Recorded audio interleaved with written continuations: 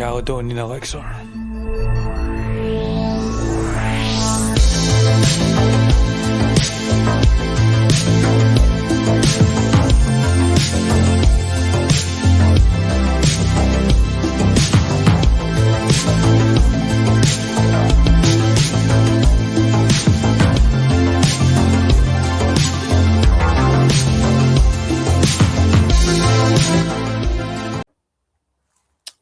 From Glasgow, Scotland, welcome to the Caledonian Elixir.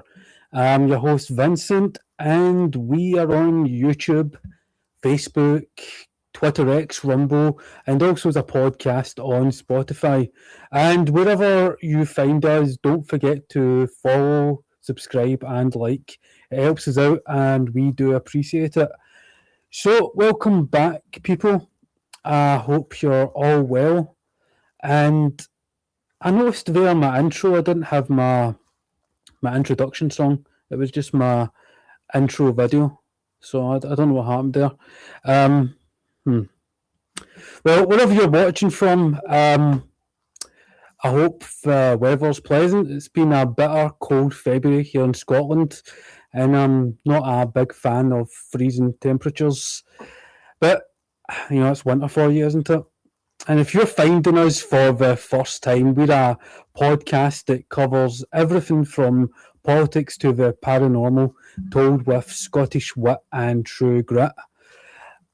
And today's show is no exception, as in a minute I'm going to bring on a guest who is going to essentially explore the twilight zone between being awake and asleep, a state of profound spiritual and mystical consciousness expansion, resulting in what many people would describe as the paranormal.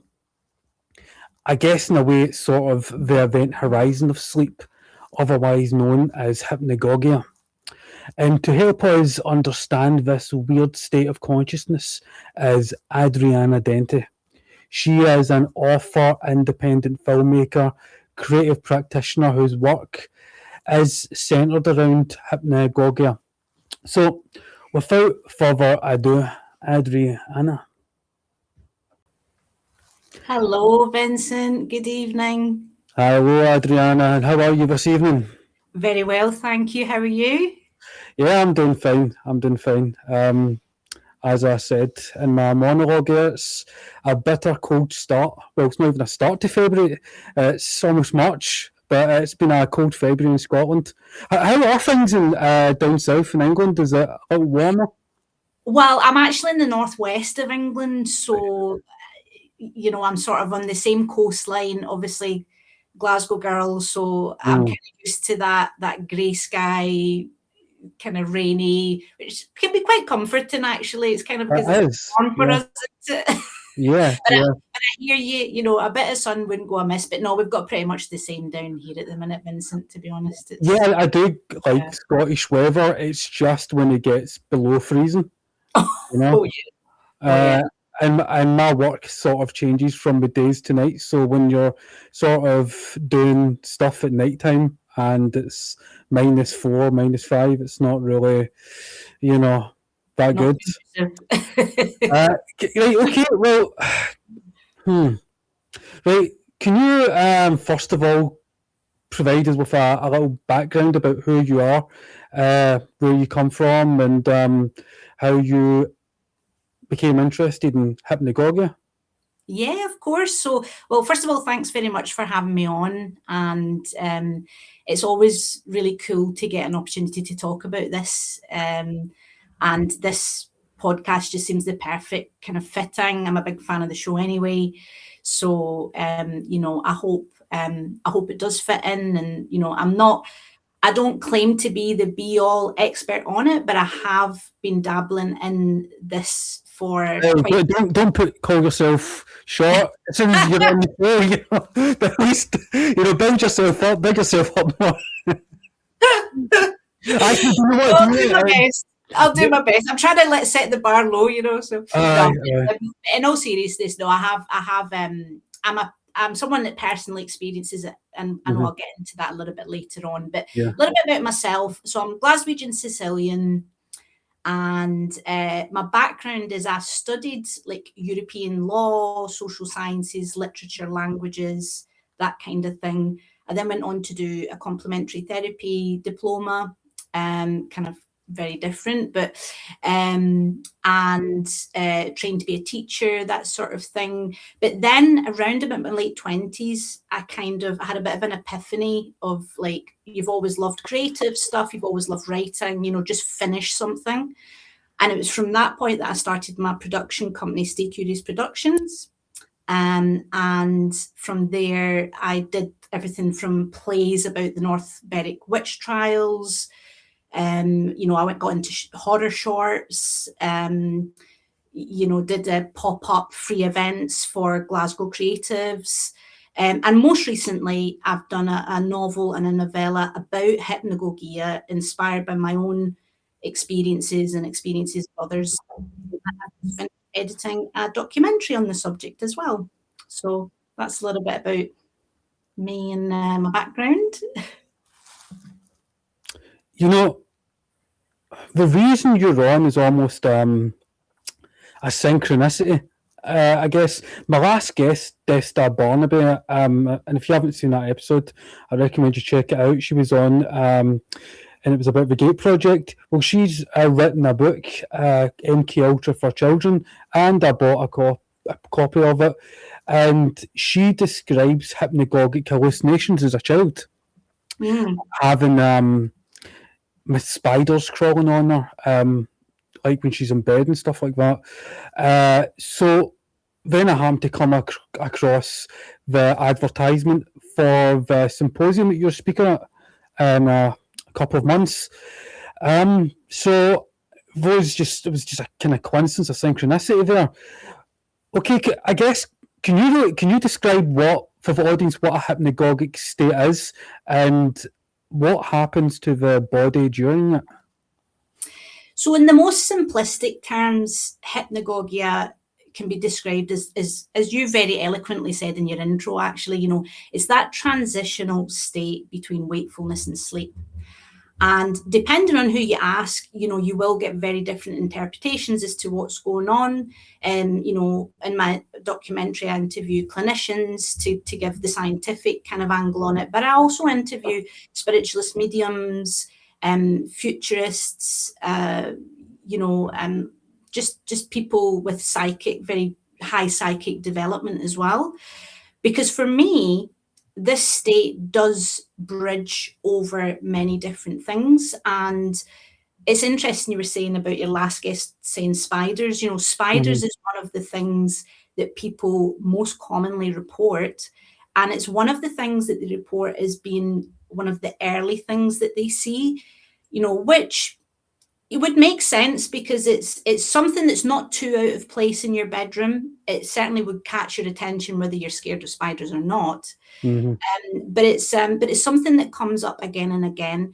The word hypnagogic, obviously, that comes from two Greek words: hypnos, meaning sleep, and agagos, which it kind of means like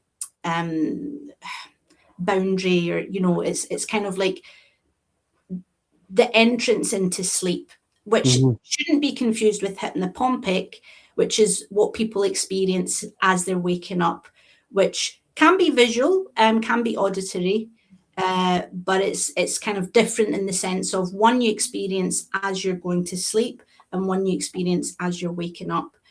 So I can sort of crack into my personal experience with it if you like. Please. Yeah. So basically, as a child, I would say I had quite a lot of interesting experiences around the margins of sleep, but nothing that really kind of caught my attention wholly. And of course, memory comes into it as well. But my first notable one happened when I was 22. So I'd just graduated from Edinburgh University and I got a job in London working for the British Council. And one of my first posts, because I speak Italian, was they wanted to send me to Italy to try and get some trips organised with the embassy and the Department of Education and so on. And it was on this trip I was 22 years old. I just started a new relationship down there. So it was a very heady time. You know, I was kind of very ambitious and, you know, all this. And I'm staying in a hotel room in Rome on Via Cavour. And I'm going over my notes for the next day's meeting, you know, business head on. The notes go down. I go to prepare for sleep. And as I put the light off, just as I'm falling asleep, there on the canvas of my room, what I can only describe as a biblical looking cherub boy, you know, the gold curls, the angelic face, no wings, but everything else, you know, pretty much loincloth, the whole lot. And this boy came flying towards my face in the dark of the room. So this is something that's quite important to, and a lot of people that experience this will know what I'm talking about. Hypnagogia differs from dreams in that, you know, dreams, well, you're sleeping for a start, you're fully sleeping, and there's a beginning, a middle, and an end. There's a narrative structure to that. Hypnagogia is the sensation of seeing something in your room, predominantly with your eyes open, although, you know, obviously whether the eyes come into it or not is another discussion, but the eyes are generally open because you can see things, other things in your room that are there, you know, in the dark of the room. So you can see the wardrobe, you can see the curtains, and this thing, whatever it happens to be for your vision, this is superimposed in the dark of the room. Now, for me, they do appear in color, but they do appear like holographic images almost. So it's almost like they're a holographic sketch that is superimposed, very kind of otherworldly, ghostly. When you say they, so you're not describing specifically your experience of a vision of a cherub. You're describing others' experiences too, or other hypnagogic hallucinations you had. As more than one. Oh, yeah. I mean, you know, I know people that have been having this for 20, 30 years. And in the beginning, they're very infrequent. So, you know, it could just be things like what a visual psychiatrist would call a simple hallucination. So like a blob or an orb kind of shape or patterns, simple things. And then what a visual psychiatrist would call a complex hallucination is the more formed figures. Now, I believe very much in an interdimensional, multidimensional kind of side of things, which we can go into later. Yeah, I'd like to go into that. But yeah, to kind of put it in practical terms, a lot of people describe seeing kind of either spiders or shapes or patterns, kind of usually very repetitive hypnotic patterns, the sort of things you'd see under a microscope, or the stuff that's under the sea, you know, kind of these biological sort of patterns. But then there's a lot of people who see what you could describe as beings, and they can come in all different shapes and sizes. For me personally, I see they look like humans to me. They don't tend to look alien-like to me. The ones I see are human. They are always smiling at me not in a creepy way like the film Smile. Not like Ed the clown from Pennywise, you know. Yeah. And you know, I joke about it, but actually, I need to be sensitive to the fact that some people do get quite terrifying ones as well. Mm. You know, so I am, you know, I do feel bad for people that have that, and I get jumpy ones. Sometimes I get jumpy ones because, you know, you imagine you're in your most vulnerable state, Mm-hmm. you're at your most relaxed. And it's the last thing that you kind of expect to see intruding into your reality. Mm-hmm. But for us who experience hypnagogia, it is just something that happens as a natural. The mechanism is falling asleep. There is nothing else more to it. You know, I'm very jealous of like spiritualist mediums and remote viewers and things, because if I was to liken it in terms of if we were radios, okay, so people with hypnagogia to me are like the old transistor wind-up radios. You know, we've kind of like got to move the dial from AM to FM, and it's in the movement of that dial that we change frequency that we connect to Hypnogogia. But for the likes of your spiritualist mediums and your remote viewers, I see them as like your fiber optic broadband. They've got a really strong connection a lot of the time, and I'm quite jealous of that. I can't, it's something I'd like to develop. But for those of us that it just happens as we fall asleep, we're kind of like that transistor radio. Now, you then have another group of people who I call the sort of package add-on, hypnagogics. And these are people who have just like such a big curiosity for it, who cannot go into it simply by falling asleep, and who cannot go into it naturally like a medium can. But these people, because they have the open-mindedness and the willingness and the want, they can do things like, help induce it through serious meditation, sometimes hallucinogens, although what you go into there, could be disputed, whether it's hypnagogic or different things. But certainly, certain drugs, meditation, music is a very big one. Frequencies, there's a lot of studies around the fact that certain musical frequencies can help to induce this state. So, there's people who, because they're interested in it, they do certain things to actively get there. I don't know what that feels like because I've never induced it on purpose. To me, it just happens because I fall asleep. So it's almost like, I don't know. The natural way is always best. I've been questioning whether I had hypnagogic experiences in my lifetime. And when I was a child, and I'm going to relate this experience, I can remember it vividly. And it happened quite a lot when I was a child. My uncle was an artist, and my wall was his canvas. My bedroom wall, he had all these paintings on my bedroom wall that he did, right? And he painted a lot of animated characters on my wall because I was a child and I was a fan of all these cartoons, right? And when I would go to bed, I would very often see these animated characters coming out the wall, and it was terrifying. And it would usually start with, do you know how I would relate it? Have you ever seen Ghostbusters 2? Yes. See the way the head of that Carpathian antagonist bad guy comes out the painting. It was almost like that, where the head, it would usually begin with the head of the painting would come out of the wall, and then the entire body would. And it was so scary. It was so frightening because I'm like 8 or 9 years old as I'm experiencing this, and it was always during just prior to that transition to sleep, when I was in bed, when I was trying to get over. So I've been questioning, the more I'm listening to persons like yourself and Desta Barnaby, that sounds in a way similar to a hypnagogic hallucination. And I've always put that down to some other form of hallucination I had as a child. I haven't grown up thinking that, I had people come at my wall or anything like that. I know it was some form of hallucination, but I'm questioning whether that had something to do with entering into a sleep state.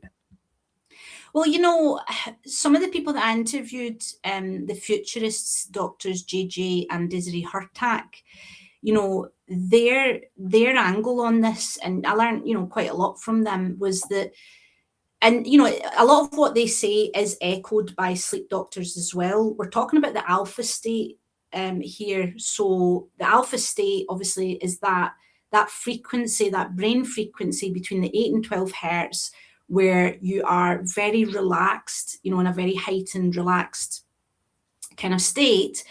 And, we know historically that artists and scientists, and there's been a lot of problem solving done there, a lot of creativity done there. And what the Hurtaks say is that the reason for that is because our brain, there's part of our brain that's very hard set. It's the logical side of the brain that's very hard set, and that's in motion for most of the day.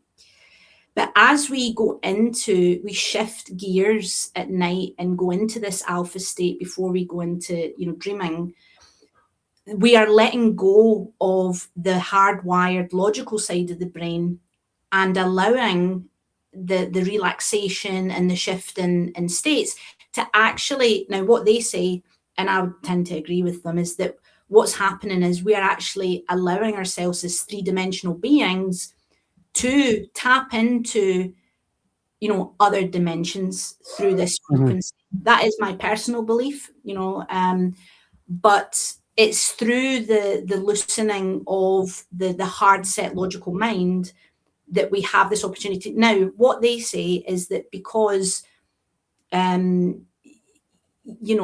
is a very inducive of creativity and stuff, that's why some people will see cartoons and images and pictures and maybe hard set things that are in their room. One of the participants in my documentary, she sees like a plant that's in her room and a piece of art that's in her room and things that are actually in her room behaving in ways they should not be behaving in our laws of physics. Now, none of us are saying the objects are actually doing that, but what we're saying is she is shifting into a different perceptive state where her brain allows her to see, things operating in a slightly different way. The creativity is coming up, and one argument is that we are connecting to, other dimensions that mathematically we already know exist. But the argument kind of is that we are bound by our three-dimensional flesh bag, But the argument is that our minds necessarily are not. So that's something that I'm quite interested in with that, with the alpha state. You're right. Because that's one aspect of this that it really makes it even more interesting is the question: do we have the ability to intentionally enter a hypnagogic state? And when I learned that the Monroe Institute, which is possibly the world's premier organization in the study of human consciousness, that they experimented with hemi-sync audio tech, that synchronizes both hemispheres to the brain, causing states like lucid dreams, OBEs, out-of-body experiences, and in some accounts, descriptions of encountering entities, which incidentally is one of the goals of the Gateway process, which was a declassified CIA project. So, do you know what? Before I continue, I would like to play a clip that is germane to that. The Gateway process isn't your typical military strategy. It's a mind-bending journey that involves participants projecting their consciousness beyond the constraints of our perceived reality. Developed by the Monroe Institute in the 1970s, this process combines brainwave synchronization techniques with specific sound frequencies to induce altered states of consciousness. What exactly does the Gateway process offer?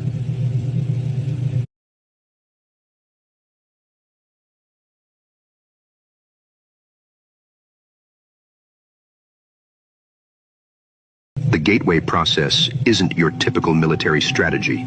It's a mind-bending journey that involves Did that was stopping on my end? Did that fully play out? It kind of stopped and restarted a little bit at my end as well. Right.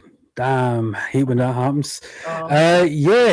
So that I find really fascinating, that you've had agencies, organizations experimenting with the technology to induce states such as hypnagogic states, because they believed that through that they could have out-of-body experiences, commune, contact other entities. So what you're describing there is very real, and it has been documented.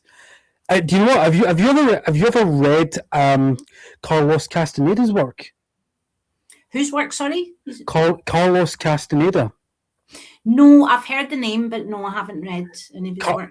Right, he's a prolific author. his first book, Ayaka Way of Knowledge, was an incredible book. And basically, it's a manuscript he wrote when he was, I think it was UCLA and a university. And he was studying under a Yaqui Indian called Don Juan. He was an apprentice under a Yaqui Indian who taught him a Yaqui way of knowledge, how the Yaqui Indians live, how they use herbs and drugs to alter their state of consciousness and awareness. Well, Don Juan teaches Carlos Castaneda this technique to lucidly dream, which includes consistently reminding yourself to look at your hands just prior to falling asleep. To look at your hands, to remind yourself to look at your hands in order to establish awareness. And once you've managed to do that in sleep, to actually focus on your hands, then to expand on that, to look at your arms, your body. I think he also wrote a book on it called The Art of Dreaming. You should check out A Yaqui Way of Knowledge. Well, actually, yeah, that sounds right up my street. Yeah, and you know, that sort of raises the question of cultural relevance in all this. For example, you've got figures like Jacques Vallée, who theorised, he's, you know who Jacques Vallée is, don't you? I've heard of him, but I couldn't tell much. He theorised, he's one of the best minds alive in terms of research into UAPs, and he theorised that the intelligences encountered in these threshold states are symbolically rooted in the experience of our psyche, that these contact experiences with visitors or aliens, however you want to describe it, they're actually in a way manifestations of our own psyche, of our own soul, and they vary from culture to culture. So what do you think the cultural context of this is? Do you think that can affect how a hypnagogic vision manifests? So in my opinion, I don't think the cultural context influences the hypnagogic image.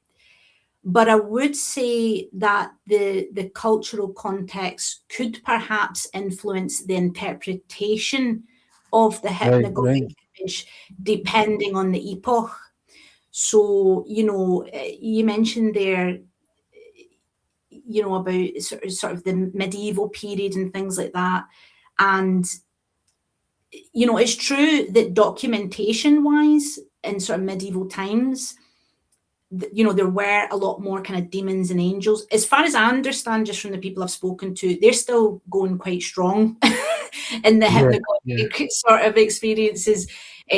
But I think what it's really about is the interpretation. So for two reasons. One, if you lived in the medieval times, your environment is going to be very heavily influenced by religious vernacular and imagery and symbols and things like that.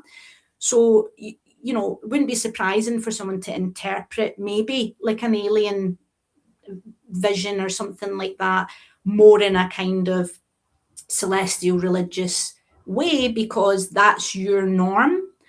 And the other thing I would say is that, there were asylums, like Bedlam asylums in medieval times, and they were very punitive places to be. And I think if you started documenting and describing something that looked more like a grey or something like that, you might be just doing a fast track for yourself to one of these places. Whereas if you said, an angel came and visited me, it would be a lot more widely accepted. So I don't know whether the epoch maybe influence more the interpretation and the self-aware decision of what to report. The reason I'm making the documentary now is because it's still, for whatever reason, it's still, and this is why I love your podcast actually, because you talk about all sorts and from all angles. It's really important to have a discussion about hallucinations, and not just because of the interest in hypnagogic realm, but because it's just a good thing to talk about, to kind of be able to understand the different types that exist, you know, that some might be very different things going on, but not to necessarily stigmatize that, just to understand it so that you can know maybe, you know, where to find out more, or, you know, where to go. Yeah, and it's, you know what you're alluding to there too, in terms of historical accounts of demons, to narrow it a little bit, you have specific types of demons like incubi and succubi. And didn't they manifest when you were going to sleep? And they were apparently to drain your, you know, your sexual energy or something like that.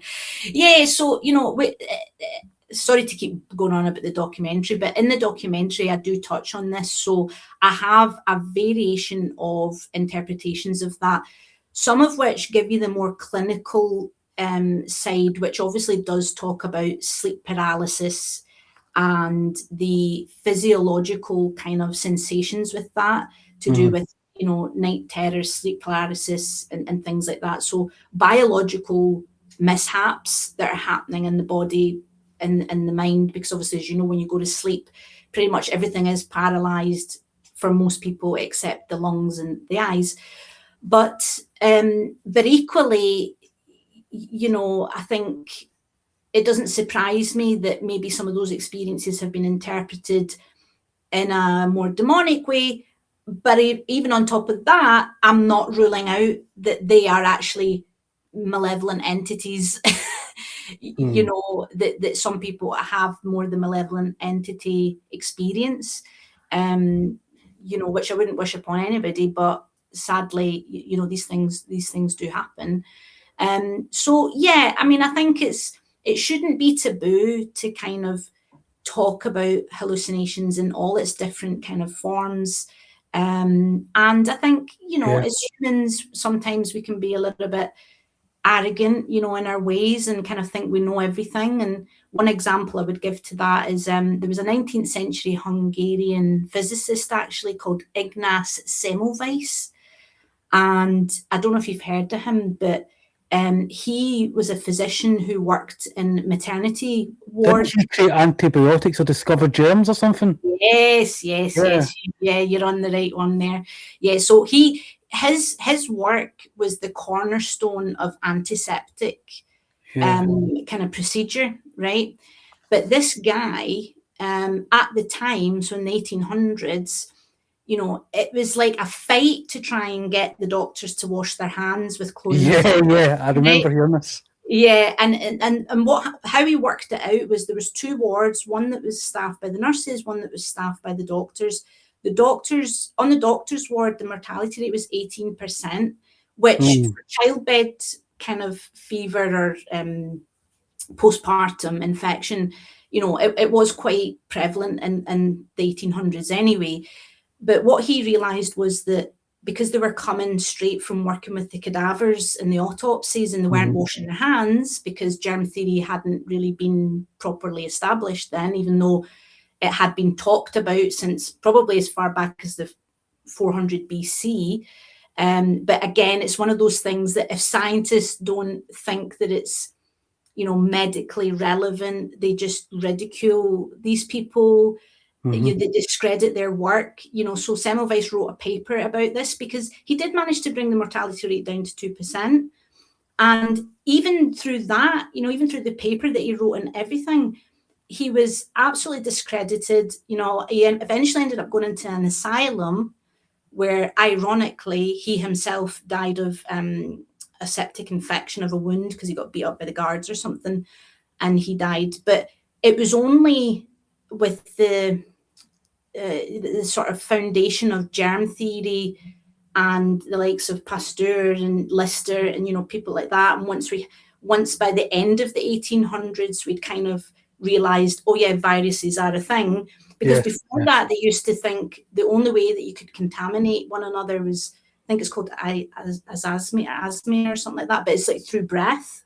They never actually believed that it was through contaminated touch. So, you know, I use that example as a way of kind of saying this liminal state, you know, for me, yes, there are sleep conditions that are very real, you know, doctors study them, but we're talking about the liminal state, which for me is very closely connected with consciousness. And Mhm. consciousness, as you know, is like the pioneering kind of, although some people have been going on about it for 50 years, you know, it feels like it's very much a pioneering study right now. You know, universities, metaphysicists, neurologists, everybody are kind of taking it a little bit more serious, that there might be more than what we think. And where some people might say, oh, that's ridiculous, or that's, you know, strange or odd. Well, just remember Ignaz Semmelweis, people thought he was odd. Mhm. And he was actually right. If people had taken his paper on board, they could have saved, you know, thousands of lives probably. Yeah, it's almost like the biocentrists of today are catching on to what the yogi mystics were explaining and writing down thousands of years ago. Exactly. We're accepting a more consciousness-centric model of reality. Exactly, you know, and it's about having the humility to also say, you know, we don't know. There's things we don't know. We can start putting data together and documenting things through experience, which to me is a very valid way to do it. But you know, back then they never had the microscope. We don't necessarily have the microscope to, you know, empirically prove certain things to do with this, even though, as I say, scientists are actively working on it. Stanton and Colorado Boulder, you know, places like this. There's, you'll probably know, there's loads of scientific outfits now that are really digging into this, and not just liminal states, but, you know, lots of different things to do with the brain and consciousness and quantum kind of mechanics and you know, and things like that. So Yeah. it's really exciting time. And you know, my And- angle and- is to try and just demystify and destigmatize just talking about hallucinations in all their forms. So sometimes these hallucinations are like visual metaphors for inner states that we just don't understand, and we're manifesting it through these states. I mean, I remember reading Lang, many a moon ago, and he was describing how he believed that schizophrenia was very much not just because of a neurological state, but it was rooted in family and the environment and the world, not just the inner world, but the outer world, and that helped manifest and create a schizophrenic state. And Carl Jung, he wrote about the significance of hypnagogic states and allowing us to contact with subconscious archetypes. So, Absolutely. Carl Jung, you know, the collective unconscious, the personal unconscious, you know, there's no doubt. Even, I mean, in the run up to World War II, Carl Jung, you know, noted that the tensions, the global tensions at the time were, of course, seeping into people's personal and collective unconscious. And that was manifesting in their dreams. So the dreams they were reporting, you know, there was these things. One thing that really interests me though, Vincent, is probably like the similarities in what is seen. You know, this is the area that really piques my interest, because, you know, hallucinations happen in many different forms. Dreams is a form of hallucinations, but it's what we see that really piques my interest, because you mentioned the archetypes there. And yes, you're right, you know, archetypal symbolism, you know, is very much used in psychology and psychiatry, you know, things like that. It kind of seeps in, and there's kind of, it's no secret that Jung dabbled in Eastern philosophy and even occultism and things like that. You know, that's why I like him, because he was a scientist, but also kind of very much didn't mind probing the kind of limits of like what people say is normal, you know, oh, that's the normal.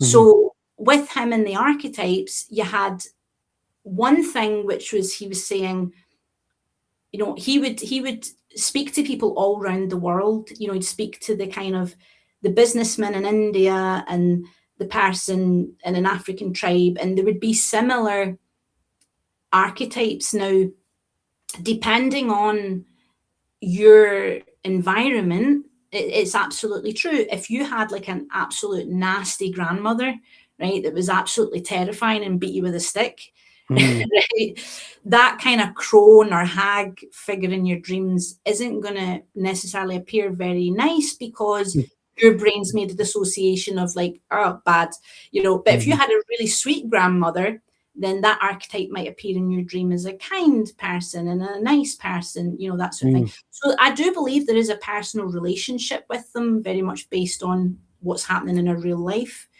But I think what Jung also alludes to is that there is this kind of wider cosmic soup, or kind of, what we would now call the multi-dimensional kind of space, or that kind of thing that we can tap into. I think he was kind of, my interpretation anyway, is that he was kind of alluding that with the collective unconscious, it's more than just biological images that the brain depicts. Oh, this helps with this, or this image helps with this. As my background as a linguist will tell me, yes, absolutely, we all as humans have a shared language, and that's true. Can I ask, sorry for interrupting, can I ask what languages are you fluent in? So I'm fluent in Italian because I'm half Italian. Right.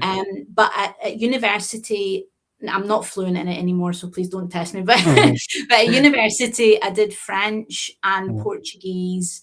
At school, I did German and Spanish. So languages. Right, so if I was to say Botard, oh God, I'm forgetting now. Portuguese. Yeah, I've got a friend who's Portuguese, and she spent a couple of years teaching me some Portuguese. However, nice. The stress of the moment has, confused me, so I'm not going to try and recall any of it. Don't put me on the spot either, because it's been a while since okay, so what you're describing there, with Carl Jung, you've got other psychologists such as Owen Cameron and George Estabrooks who have weaponized consciousness, who have weaponized, these techniques and the science that allows us contact with our subconscious. So, there's a malign aspect to it all too, isn't there? Yeah, I would say so. And it's, perspective is always like very central to a lot of this. I think, if you are open to, if you kind of can let go of that hard set sort of logical, I know what I know, then your perspective could shift, and you might end up finding that you have just slightly, more intense kind of experiences. I don't know. I think everybody has the potential to do this. I think every human has the potential to do it. It's just that in our waking life, there's so much white noise. You've got family, you've got your job, you've got your this, you've got your that. By the time most people go to bed, they're exhausted, and they're not going to want to sit up wondering like, who was that cherub angel thing that I saw, or they probably just pass out, a lot of people. So they go from that transition really quick, because some of us, whatever is causing it, I mean, we made a loose connection, but again, it was very, very limited. It's not exactly a scientific study. But the people I spoke to predominantly were women, and there was a correlation between these things starting when we started on the contraceptive pill. So we thought that was interesting, maybe not conclusive in anything, because there's plenty of men have it and there's plenty of women that have it that aren't on the pill. But it was just kind of interesting that once we started the birth control pill, which of course tricks your body into thinking that you're pregnant so you don't get pregnant, and injects your body full of hormones, we did notice a slight increase in the frequency of them, and just a little bit more intense. And if you think about, if you've ever known anybody who is pregnant, have you ever had a pregnant woman say to you, oh God, my dreams are really intense now, and I'm having really vivid dreams, and I'm really remembering them. So I don't know if there's some study out there that kind of has that correlation of the biological, physiological, hormonal shift that's going on as some sort of, From your experience, do more women experience hypnagogic states than men? Well, in my small research circles, yes, but again, I'm not like a high level. I've not done a high level research into this. It's very small kind of questionnaires that I've done through things like Facebook groups, hypnagogic Facebook groups, and things like that. Statistically, from my very small, study, yes, predominantly more women. But that's not to say, that doesn't mean anything really, because I think you'd have to do a much wider, in-depth study to see if there's actually any basis to that. I mean, well, I know more women who are interested in mystical states than I do men. And a lot of the literature in the early 20th century and 19th century show that a lot of women were practicing ceremonial magic, channeling when their husbands were off at war or when their husbands died. They were trying to contact their deceased partner. So, from my understanding, more women are interested in this than men. I may be wrong here, but okay, I'd like to shift this because I should have probably asked this a little earlier when I was alluding to the Monroe Institute and their work, because they are intentionally inducing hypnagogic states and out-of-body experiences and participants and subjects. What do you think intentionally inducing hypnagogic states does in terms of experience? Do you think it changes the experience in a significant way? Well, it's hard to kind of answer that question from a personal perspective because I've never personally induced it, so I don't actually know what that feels like, and I haven't, in all honesty, interviewed many people who have kind of personally induced it. I know it happens. I know of it. The only thing that I could say on that is from the people that I know that it happens to naturally, it's quite closely linked to both very deep relaxation is a common factor, but kind of so is heightened states. So heightened states of anxiety or heightened states of worry or concern. So it seems to be either heightened emotional states or pure relaxation on the verge of sleep. For people that are inducing it, that's interesting. I would probably quite like to speak to more people that kind of do that. Meditation is something that crosses over. There's one of my participants who loves meditation, and she noticed that she was listening to she was getting quite into meditation, and she had this tape that she listened to. Mm-hmm. What she said that was interesting was there was like music, sleep music that was on at the end of it. And at the exact same point in the musical tape, every single night, at the exact same moment, her hypnagogic vision would happen at the same point in the music, which I found interesting because I was like, well, is there a frequency that's hitting your brain at that exact point? Is it, what's happening? What's the kind of thing? But like I say, if we're the transistors, it's probably just the dial going over to it's time. Yeah. Although I have to say, it's not a conscious thing. I don't go to bed and think, oh, it's about to happen. I literally I'm very, very relaxed, about to fall asleep. And I don't know if it's something from the primitive brain from when we lived in caves and we had to do that one last look to make sure a tiger wasn't coming at us or something. But I seem to just kind of go for that last thing, I'm about to completely let go of everything, of consciousness. I'm very vulnerable, and it's exactly at that moment that my eyes will open and, hey ho, who have we got? Do you have any feeling of anxiety prior to going to sleep? No. I remember back in the 90s during the old Art Bell days. Do you remember the Art Bell show, Coast to Coast, Midnight in the Desert? No. Like Art Bell was basically the guy who invented paranormal talk radio, and Oh, and you can still find a lot of his work on Rumble, YouTube. Art Bell was phenomenal, and coast to coast, you can still find it today. I think it's George Norrie and okay. Knapp who are running it now. However, I remember when I would watch, listen to Art Bell as a kid, there were so many people that would call up and describe shadow beings, shadow people who would appear while they were trying to sleep or when they were on their bed, and it all, it sounds like it's a hypnagogic state to me. Yeah. Yeah, I Have you, mean, have you ever heard of the shadow beings or? oh yes, absolutely. One of my participants, she won't be in the documentary, but that's predominantly what she saw was shadow people, and she didn't even know it was a thing. It was her friends that kind of said, "Oh, that's a thing. Other people see shadow people," and then she was like Googling it. And I know that there's a lady out there, I can't remember her name, but there's a lady out there that's kind of almost taken like copyright kind of status of the word because of the way she's described it. I can't remember the lady's name, but no, it's something that's very, very widely reported.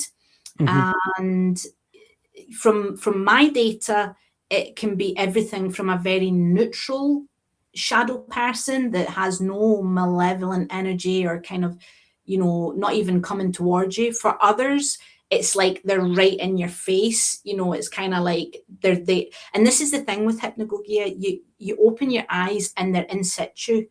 It's not like a magic trick where, oh, here we go, we're fading in and here they come. They're in situ, they're already there, and that's why it gives people such a fright. But when you've had it for years and years, you manage to control that fright so that you don't come up to full consciousness straight away. You can, and this is what I enjoy because I can play with it now. I see a person there. For any normal person, that would give you such a fright, it bring you back up to full consciousness and they're gone.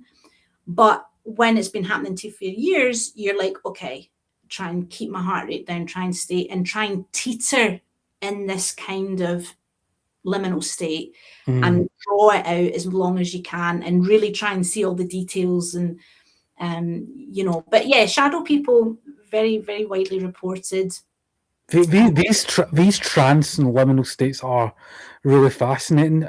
On my channel, I have a few hypnosis videos, guided meditation with some frequencies, solfeggio frequencies in the background and stuff. Nice. I made a addiction recovery video and a sleep video to help get over to sleep because I have difficulty in getting over to sleep a lot of the time. So I made that video for myself and for some of my friends. And actually, the sleep recovery video, I think, is my most successful video on YouTube. Apparently, it's quite a lot of people listen to it. So, yeah, it is fascinating. And I used the script or, I altered the script slightly that I read from. It was George H. Estabrook's script. So I went to the master of it. Himself, and I know it goes further back, like Mesmer was doing this stuff, but yeah, I have really got into it recently and practicing it and utilizing it for my own well-being. That's Okay, lovely. right. You've alluded several times to how you think there's an interdimensional aspect to this. So what do you mean by an interdimensional aspect to it? Well, for me, I don't know if you've ever seen have you ever seen the Carl Sagan video that he does about the fourth dimension? No. Right, okay. So Carl Sagan does this video, did this video about the flat dimension, and how he starts it off is he's at this table and he's talking about Flatland. Now, Flatland was a book. Have you heard of it? I don't know, but it's a book. It's a really, really old book by Edwin Abbott, and basically Edwin Abbott was having a dig at like Victorian structures and closed-mindedness and all that.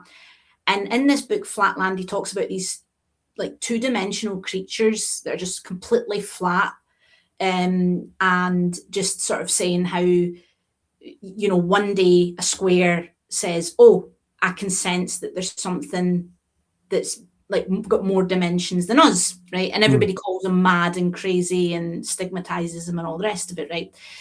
So Carl Sagan takes this analogy, and he's got this table, and he's got this little room of all things. It's a bedroom, well, it's a room.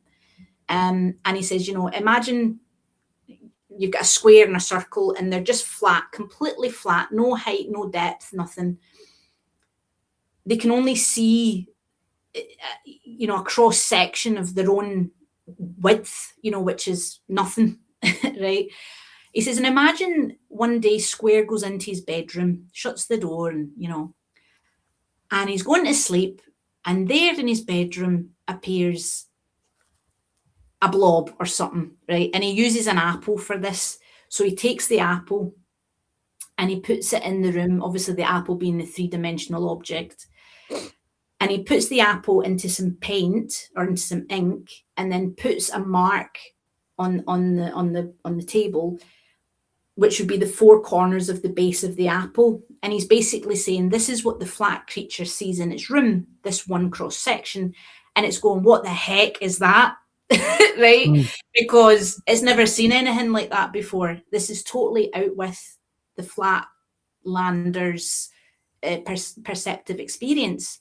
And they're thinking, oh gosh, this is crazy. And as the apple transcends through Flatland, like through it cross-sectionally, he cuts the apple, he puts it in the ink, and he says, you know, as it's passing through, it might see something like this. And then you see obviously like a wider shape, which is the body of the apple. He's like, and the flat beings thinks it's gone completely mad, and, you know, goes and tells its friends. They pat him on the head and say, oh, you're just losing it, don't worry, you know. So then he moves on to saying how, imagine if this three-dimensional creature comes into the flat square's room at night and taps it on the head and lifts it up, and he lifts the square up and starts moving it above, you know, above the table.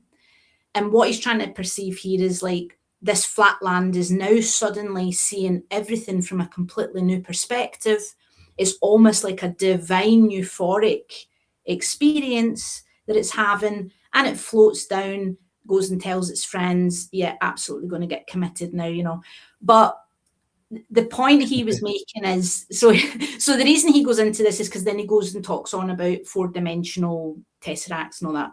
But I have to say that video was the one video that really resonated for me, because I was thinking, I feel like that square. You know, I feel like I'm seeing things in my room that don't make sense here, you know, in my reality. But, you know, is it so strange to expand our minds to think that maybe it doesn't come from here, it comes from somewhere else. You know, but it has the ability to pass through our dimension in some sort of way or form. So that's kind of, you know, that's the closest I can kind of sort of explain it in terms of how it feels. In my book, can I plug my book? Yeah, of course. I usually at the end of my episode ask my guest, sorry. Would you like to promote anything? But you can plug it now if you want, you know. Sorry, Vincent. Sorry. Well, behind me here, I've got a map of. Yeah, I was going to ask about that map. What it was a map of? I can't really. It's a map. I don't know if I should try and move it, but here we go.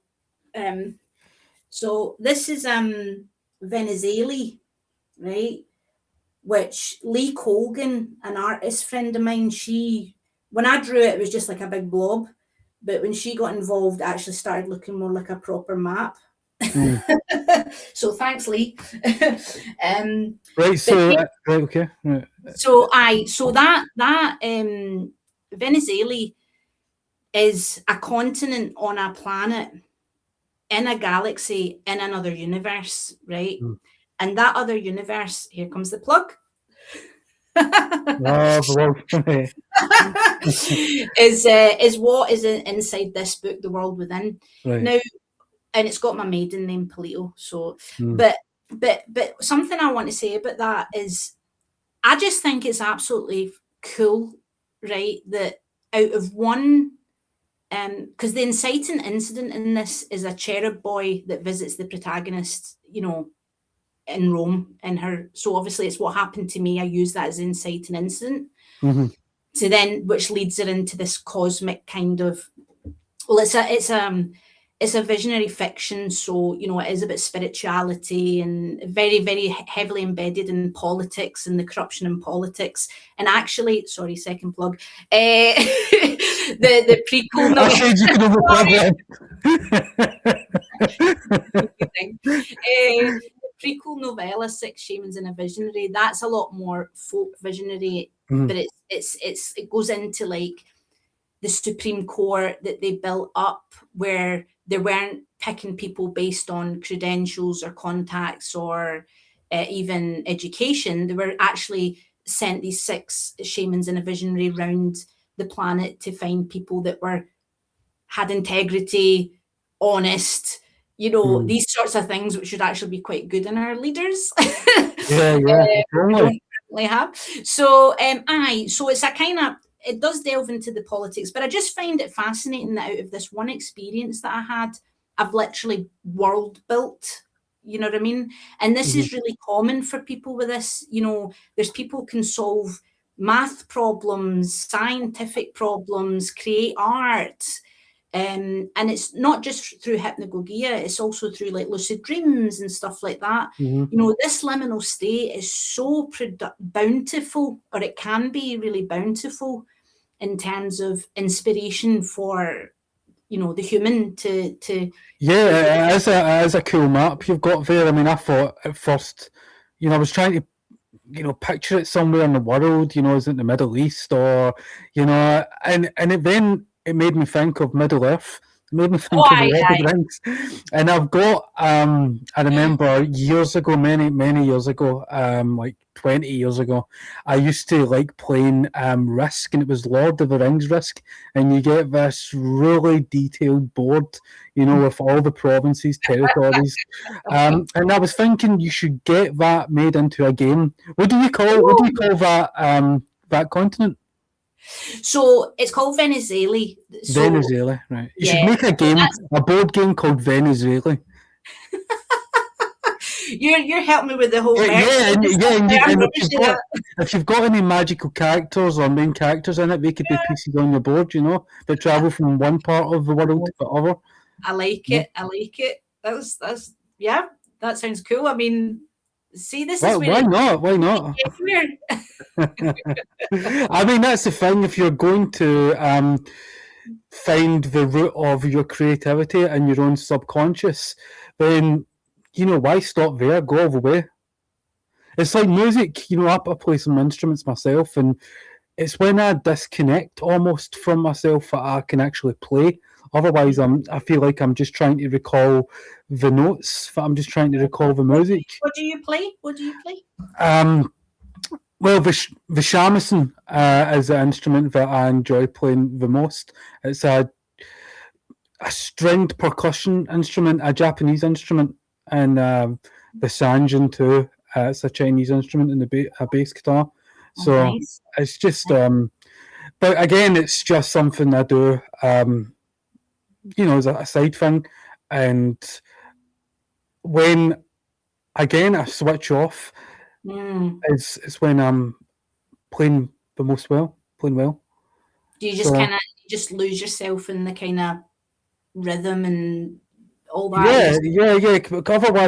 Otherwise, you're trying to memorize notes, and you need to, the shamisen really is one of those instruments where, it's got something in it called a sawari, so it can create this resonance, this real oriental sound. It's almost sounds like a sitar, the Indian instrument, a sitar. Nice. And to produce those sounds well, you do need to switch off.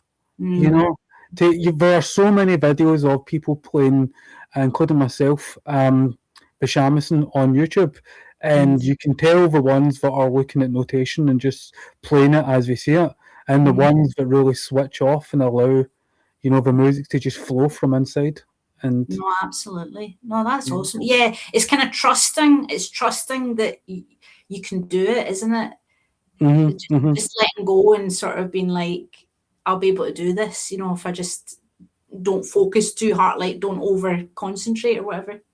We were speaking earlier before we were recording the episode about my cat that passed away, Coco, and the last video was a sort of tribute to Coco, and just to tell everyone, why I've not been making much content. But it was also because there are many people who have been my guests who have actually spoken to Coco before and during the show, because she made a lot of appearances. Well, Coco played the shamisen. I have videos of Coco. I have even on my YouTube channel. I have a video of Coco. But she would play it with her mouth. She would pluck the strings with her mouth, and I would always discourage her to do it because I didn't want something to happen. Like I was worried. But every time I took the shamisen out and started playing it, she would come over and start, playing it with me. So yeah. Yeah, the only shamisen playing cat in Europe.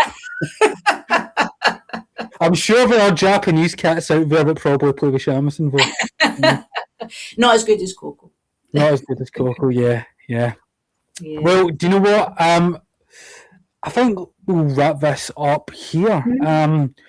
But before you go, and you've already plugged your books, but before you go, if you would like to promote your documentary that it's coming out. Thanks, Vincent. Yeah. So it's called Hypnogogia, Visions by My Bed. I am submitting it to film festivals this year, hoping, I don't want to jinx it, so I don't want to just say, because they've just, a lot of them been submitted, but the deadlines haven't been met and haven't been, so I don't want to like jinx it, but there'll be a few UK places, maybe like in Sheffield and Leeds and, kind of places like that. And I want to see if I can get it into international ones like Santa Fe and even Illuminate. Have you heard of that film festival? No.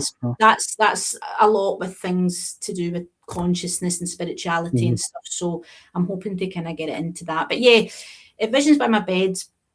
It is. I've tried to make it quite a balanced piece because it'd be very easy to just do it all from the stuff that I'm interested in, but I'm kind of conscious that everybody's different.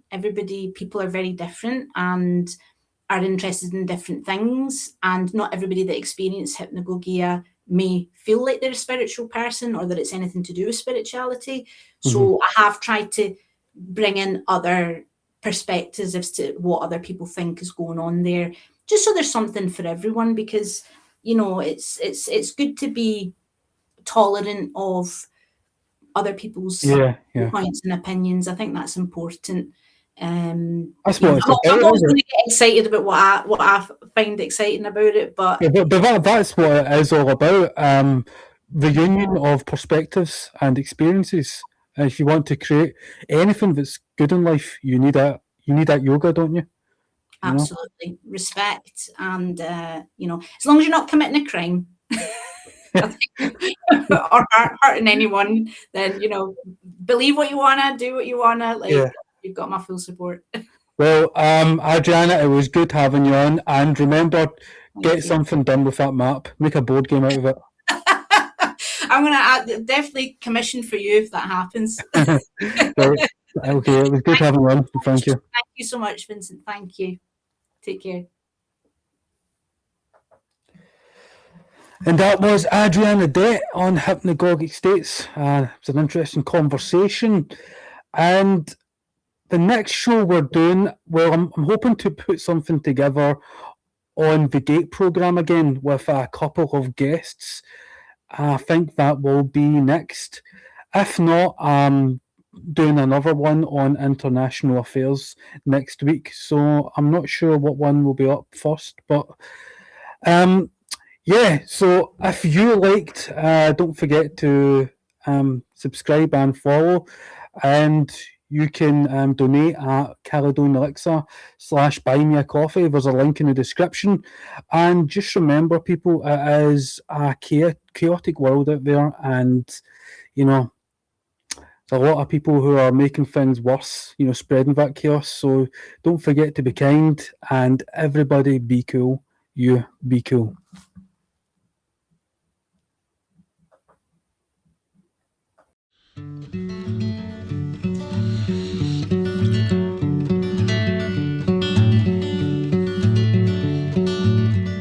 Gold-pressed platinum, slip strips and bars. If you ever find some, you can lose it in quarks. Get a Ractogino, spin the double wheel. Order a black hole, just depends how you feel. Yeah, it just depends how you feel. Gold-pressed platinum,